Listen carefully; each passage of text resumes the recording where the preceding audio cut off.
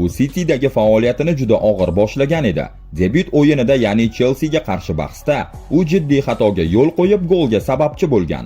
U Nicholas Jackson bilan havodagi kurashda vaqtni noto'g'ri hisobladi va keyin to'pni bosh bilan darvozabon Ederson tomonga qaytarmoqchi bo'lib, biz uchun kichik, balki futbolda katta xatodir.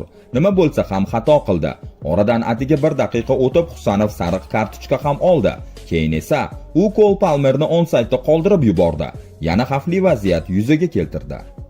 Lekin shu yerda uning xarakteri ko'rindi. U o'zini tezda qo'lga olib, Jadon Sanchoning zarbasini ajoyib blok bilan to'xtatdi. Shunga qaramay, yana bir beparvo harakati sabab qizil kartochka olish xavfi paydo bo'ldi va Pep vaziyatni oldindan sezib, uni ikkinchi bo'lim boshidayoq almashtirib oldi.